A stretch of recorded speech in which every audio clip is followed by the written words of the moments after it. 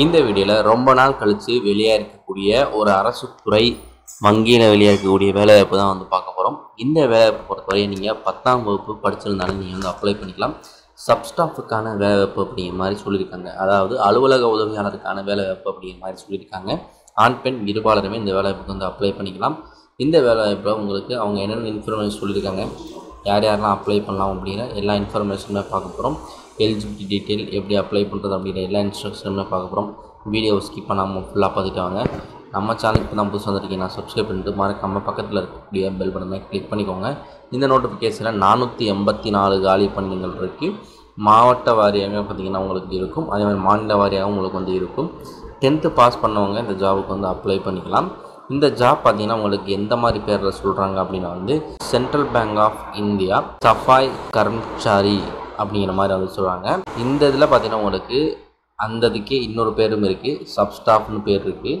இந்த மாதிரி வந்து சொல்கிறாங்க. அதே மாதிரி இதில் வந்து 484 காலி பணிகள் இருக்கு இல்லையா, இது எல்லாமே வந்து மாவட்ட வாரியாக உங்களுக்கு வந்து கொடுத்துருப்பாங்க. இப்போ நம்ம வந்து இதற்கான செலெக்ஷன் ப்ராசஸ் எப்படி இருக்குது, அப்ளிகேஷன் ஃபீஸ் என்ன சொல்லியிருக்காங்க, எப்படி அப்ளை பண்ணுறது அப்படிங்கிற இன்ஸ்ட்ரக்ஷன் வந்து பார்ப்போம். குறைந்தது 18 வயசுலேருந்து 26 வயசுக்குள்ளே இருக்கக்கூடியவங்க வந்து அப்ளை பண்ணிக்கலாம். இதற்கு தனியாக ஏஜ் ரிலாக்ஸேஷன் கொடுத்துருப்பாங்க. அதையும் நீங்கள் வந்து செக் பண்ணிக்கோங்க. இதுக்கு சேலரியாக எவ்வளோ கிடைக்கும் அப்படின்னு பார்த்தீங்கன்னா ஒரு 15,000லேருந்து ஒரு 25,000க்குள்ளே சேலரி வந்து இருக்கும். நோட்டிஃபிகேஷன் வந்து ரொம்ப மாதத்துக்கு முன்னாடியே வந்து ரிலீஸ் பண்ணாங்க. ஏதோ ஒரு காரணத்தினால இதை வந்து கேன்சல் பண்ணாங்க.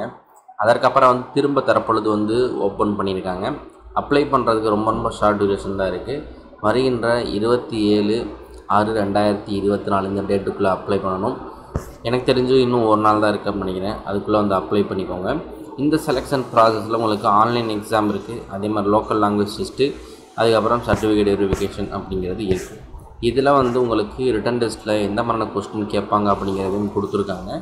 அதே மாதிரி இந்த செலெக்ஷன் ப்ராசஸில் எவ்வளோ மார்க் அப்படிங்கிறதையும் கொடுத்துருக்காங்க. ரிட்டன் எக்ஸாமுக்கு 70 மார்க்கு, லோக்கல் லாங்குவேஜ் டெஸ்ட்டுக்கு 30 மார்க்கு, டாக்குமெண்ட் வெரிஃபிகேஷனுக்கு டாக்குமெண்ட் செக் பண்ணுறது தான், மார்க் எதுவும் கிடையாது. அதே மாதிரி மெடிக்கல் எக்ஸாமினேஷன் இருக்குது. இந்த 4 ஸ்டேஜ் தான் உங்களுக்கு வந்து இருக்குது. இந்த இதில் வந்து எக்ஸாமில் உங்களுக்கு எப்படி இருக்கும் பார்த்தீங்கன்னா கம்ப்யூட்டரில் தான் எக்ஸாம் கண்டக்ட் பண்ணுறாங்க. நெகட்டிவ் மார்க் கிடையாது. எக்ஸாம் இங்கிலீஷில் தான் இருக்கும். 90 நிமிஷம் வந்து எக்ஸாம் கண்டக்ட் பண்ணுறாங்க. இந்த இதில் வந்து உங்களுக்கு எக்ஸாம் பேட்டர்னும் கொடுத்துருக்காங்க. மொத்தம் 70 மார்க்குன்னு சொன்னோம். அந்த 70 மார்க் வந்து எந்தெந்த கொஸ்டின்ஸ் வந்து எவ்வளோ மார்க் அப்படின்னு சொல்லியிருக்காங்க. இங்கிலீஷ் லாங்குவேஜ் டெஸ்ட்லேருந்து ஒரு 10 கொஸ்டின் 10 மார்க்குக்கு, ஜென்ரல் அவேர்னஸ் வந்து 20 கொஸ்டின், அது வந்து 20 மார்க்கு, எலிமெண்ட்ரி அரித்மேட்டிக் வந்து ஒரு 20 கொஸ்டின் இருக்குது, அதுக்கு வந்து 20 மார்க்கு, சைக்ரோமெட்ரிக் டெஸ்ட்டு ரீசனிங்னு சொல்லியிருக்காங்களா, அது வந்து 20 கொஸ்டின் வந்து 20 மார்க் வந்து அலோட் பண்ணியிருக்காங்க.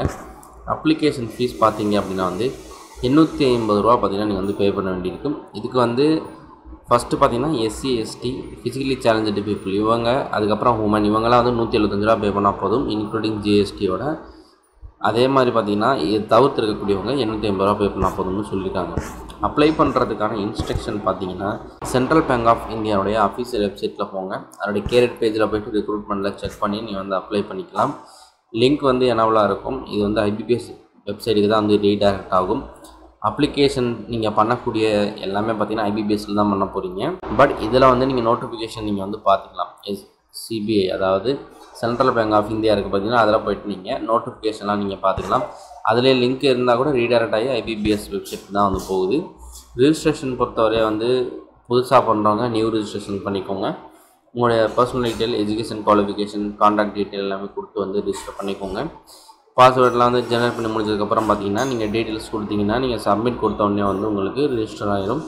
நெக்ஸ்ட்டு வந்து நீங்கள் அப்ளை பண்ணுறவங்க முக்கியமாக கவனிக்க வேண்டியது, உங்கள் ரிஜிஸ்ட்ரேஷன் நம்பர் அண்ட் பாஸ்வேர்ட் எல்லாமே கொடுத்து நீங்கள் பண்ணும்பொழுது பார்த்தீங்கன்னா நீங்கள் உங்களுடைய ஃபோட்டோ, சிக்னேச்சர் எல்லாமே வந்து அப்லோட் பண்ண வேண்டியிருக்கும்.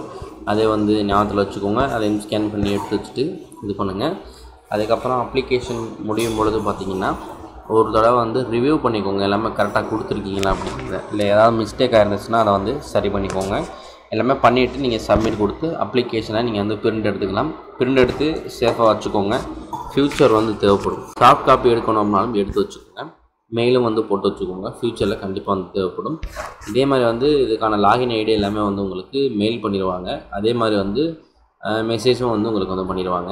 இதுக்கான டெட்லைன் சொல்லியாச்சு, 27 ஜூன் 2024. எக்ஸாம் வந்து உங்களுக்கு ஆகஸ்ட்டு அல்லது ஜூலையில் இருக்குது.